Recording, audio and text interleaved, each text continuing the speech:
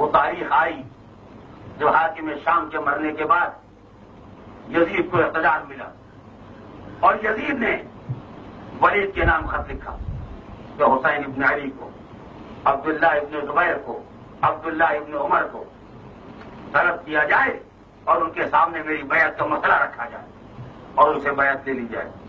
اور اس کے ساتھ ساتھ یہ ہدایت دی، مگر یہ یاد رکھنا عبداللہ ابن عمر کوئی مسئلہ نہیں ہے، وہ تو بہرحال راستے پر آ جائیں گے، اور عبداللہ ابن زبیر کی کوئی مسئلہ نہیں ہے، وہ تو بزدل آدمی. مسئلہ اگر ہے تو حسین ابن علی، یہ سے بیعت لینا کوئی آسان کام نہیں ہے. لہذا حسین ابن علی کے معاملے پر توجہ دی جائے. تاریخ کا بیان ہے، آج ہی رات کا وقت، سارے شام نہیں، تقریباً نصف شب کا وقت، امام حسین مسجد پیغمبر میں اور عبداللہ ابن زبیر بھی مسجد میں موجود ہے. ایک مرتبہ حاکم مدینہ کا نمائندہ امام حسین کے پاس آیا، کیونکہ میرا موضوع ہے کربلا کو پہچاننا، لہذا میں چاہتا ہوں کہ واقعے کو قدر تفصیل کے ساتھ آپ کے سامنے گزارش کروں تاکہ جو پہلو عام طور سے ذکر مسائل کے ذیل میں نہیں بیان ہوتے ہیں وہ سامنے آئے اور میرے نوجوان، میرے بچے ان حقائق سے آشنا ہوں. مگر یہ کب ہوا؟ پہلے ولید نے مروان کو بلایا، مروان کو سب پہچان، مروان کو بلایا اور بلانے کے بعد کہا کہ حاکم شام کی طرف سے یعنی یزید ابن معاویہ کی طرف سے یہ پیغام آیا ہے کہ ان افراد کو بلایا جائے اور ان سے بیعت طلب کی جائے. آپ کا کیا خیال ہے؟ مروان کے بارے میں تاریخ میں یہ 4 باتیں پائی جاتی ہیں. ایک تو یہ کہ مروان میں ولید میں پہلے سے جھگڑا چل رہا تھا، آپس میں کسی مسئلے پر اختلاف چل رہا تھا. مروان نے دیکھا یہ بہترین موقع ہے ولید سے انتقام لینے. دوسرا مسئلہ جو مروان کے سامنے ہے وہ یہ ہے کہ مروان اگر تو اسی خاندان کا ہے مگر وہ یزید کی خلافت سے ناراض، کیوں؟ اس لیے کہ معاویہ کے بعد پورے خاندان میں سب سے بڑا سینئر تو میں ہوں، میرے ہوتے ہوئے اس نوجوان کو خلیفہ کیسے بنا دیا گیا؟ لہذا کوئی ایسا کام ہونا چاہیے کہ یزید دنیا میں منہ دکھانے کے لائق نہ رہ جائے. توجہ ہے. تیسرا مسئلہ یہ ہے کہ مروان اگرچہ خاندان بنی امیہ کا ہے مگر معاویہ سے بھی راضی نہیں ہے، اس لیے کہ اس نے خود اپنی آنکھوں سے دیکھا ہے کہ معاویہ نے اپنی زندگی میں بڑے بڑے جلسے کر کے، اجتماعات کر کے اپنے بیٹے کو اپنا جانشین بنا کے اور مسلمانوں سے بیعت لی اور میری بزرگی کا کوئی خیال نہیں کیا. لہذا اس کے ذہن میں یہ ہے کہ معاویہ سے بھی بدلہ لے لیا جائے کہ معاویہ نے جو چاہا ہے کہ خاندان میں اور اس کی نسل میں خلافت چلی جائے اور حکومت چلی جائے وہ نہ چلنے پائے. اس کا راستہ میں جانتا ہوں. تو مروان دشمن ولید بھی ہے، دشمن یزید بھی ہے، دشمن معاویہ بھی ہے اور دشمن حسین ابن علی تو ہونا ہی چاہیے. اس لیے کہ مروان کا باپ حکم، اس کے بارے میں پیغمبر اسلام نے یہ فرمایا تھا کہ اس کو مدینے سے باہر نکال دیا جائے اور یہ فرمایا تھا یہ بھی ملعون ہے اور جو اس کی نسل سے آنے والا ہے وہی ملعون ہے. یعنی پیغمبر نے اپنی حیات میں حکم اور مروان دونوں کے ملعون ہونے کا اعلان کر دیا تھا. حسین نبی ہی کے نواسے کا نام. لہذا روح پیغمبر سے انتقام لینے کا بھی یہی وقت ہے. اب جو اس نے مسئلہ رکھا تو مروان نے کہا بہت آسان سی بات ہے، صبح کا انتظار نہ کرو. کیا آپ جانتے ہیں آج کی رات سے امام حسین کو کیوں طلب کیا گیا؟ صبح کا انتظار نہ کرو، اس لیے کہ اگر رات بھر میں کہیں یہ خبر نہ شروع ہو گئی کہ شام کے حاکم نے انتقال کیا ہے تو ملک میں بغاوت ہو سکتی ہے. آپ کو کون حاکم مانے گا؟ یعنی یزید، اس کی حکومت کا کون اقرار کرے گا؟ لہذا قبل اس کے کہ خبر مرگ معاویہ عام ہو یزید کے لیے بیعت لے لی جائے اور جب اتنے بڑے بڑے لوگ بیعت کر لیں گے تو مسئلہ خود ہی ختم ہو جائے گا. اس سے یہی خلافت کے دعوے دار ہو سکتے ہیں. لہذا ابھی ان سب کو طلب کیا جائے دربار میں اور اگر بیعت نہ کریں تو راتوں رات ان کا گلا کاٹ دیا جائے. اس لیے رات کے وقت کوئی ان کا ساتھی بھی نہیں ہوگا، خبر بھی عام نہ ہونے پائے گی اور خبر مرگ معاویہ عام ہونے سے پہلے حسین یا تو بیعت کریں گے اور یا قتل ہو جائیں گے. قتل ہو جائیں گے صبح کو کسی کو معلوم بھی نہ ہوگا کہ کس نے کس کو مارا. ولید نے کہا کیا مطلب؟ یعنی میں حسین کو بلاؤں قتل کرنے کے لیے؟ کہ اس کے علاوہ کوئی راستہ نہیں. اگر تو یہ چاہتا ہے کہ یزید کی حکومت تسلیم ہو جائے تو اس کے علاوہ کوئی راستہ نہیں ہے کہ حسین کو بلا کے رات کے پردے میں اندھیرے میں قتل کر دیا جائے. ولید نے گھبرا کے کہا کیا چاہتا ہے کہ میری عاقبت برباد ہو جائے؟ یہ یاد رکھنا کہ اگر کوئی انسان اس عالم میں خدا کے سامنے گیا کہ اس کے ہاتھ خون حسین سے رنگین ہوئے تو خسرت دنیا والا آخرت، نہ دنیا میں کچھ ہاتھ آنے والا ہے اور نہ آخرت میں ہاتھ آنے والا ہے۔ حسین سردار جوانان جنت ہے، حسین سے لڑ کے سوائے جہنم میں جانے کے کیا راستہ ہوگا؟ تو مجھے جہنم میں جاننا چاہتا ہے تو پھر اپنا انجام پہچان لو، مگر میں تم کو نیک مشورہ دے رہا ہوں۔ اتنا اصرار کیا کہ بالآخر اس نے نمائندہ بھیج دیا۔ اب مسجد پیغمبر میں آنے والے نے خبر پہنچائی، ابن زبیر نے کہا فرزند رسول یہ وقت دربار کا نہیں ہے اور یہ وقت عام ملاقات کا نہیں ہے، یہ آدھی رات کے وقت بلانا اس کے معنی ہے کہ کوئی خطرہ ہے۔ مناسب نہیں ہے کہ آپ جائیں اور بہتر یہ ہے کہ مدینہ چھوڑ کے آبادی چھوڑ کے باہر نکل جائیں۔ فرزند رسول نے کہا یہ نہیں ہو سکتا، میں جاؤں گا اور حالات کا مقابلہ کروں گا، میں کوئی بزدل نہیں ہوں، حیدر کا رہا کا بیٹا ہوں، میں حالات کا مقابلہ کروں گا، لیکن جاؤں گا دربار میں تو مجھے اس کی نیت بھی معلوم ہے، لہذا پوری تیاری کے ساتھ جاؤں۔ روایت کے فقرات میں آئے بیت الشرف میں اور آ کے اعلان کیا ہاشمی جوانوں اٹھو، اسلحے اٹھاؤ، تیار ہو جاؤ، مسلح ہو کر میرے ساتھ چلو۔ 20 ہاشمی جوان مسلح امام حسین کے ساتھ اور آئے، دارالعمارہ کے دروازے کو روک دیا، مجھے بلایا گیا ہے، میں جاؤں گا، تم ٹھہرو۔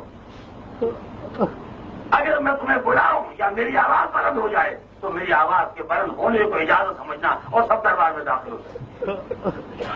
یہ کہتے آئے بیت الشرف سے چلے اور دارالعمارہ میں داخل ہوئے، ہاشمی جوانوں کو دروازے پر روک دیا، پوچھا مجھے کیوں بلایا گیا؟ یہاں پر تاریخ میں فقرہ ہے،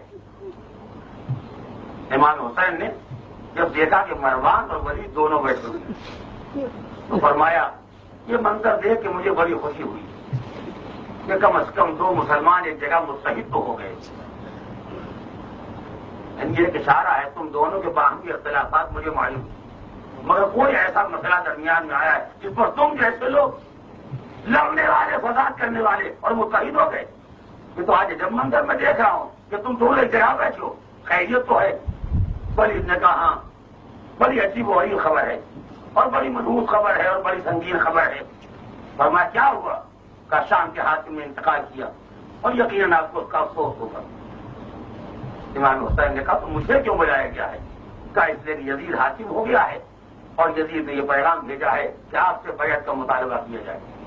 سلسلہ کلام کو نگاہ میں رکھیں گے، میں بیان تمام کر رہا ہوں، آپ سے بیعت طلب کی جائے۔ تو امام حسین نے کہا یہ بیعت کا کون سا وقت اور یہ مسئلے بیعت کے طے کرنے کا کون سا وقت ہے؟ آج ہی رات کے وقت میں جانتا ہوں کہ حاکم تمہارا میری خفیہ بیعت پر راضی نہیں ہوگا، لہذا میں چاہتا ہوں کہ کل دن میں پھر اجلاس بلانا، تمام لوگ اکٹھا ہوں گے، وہاں گفتگو ہوگی تاکہ یہ طے ہو کہ اینا احق و بالخلافہ،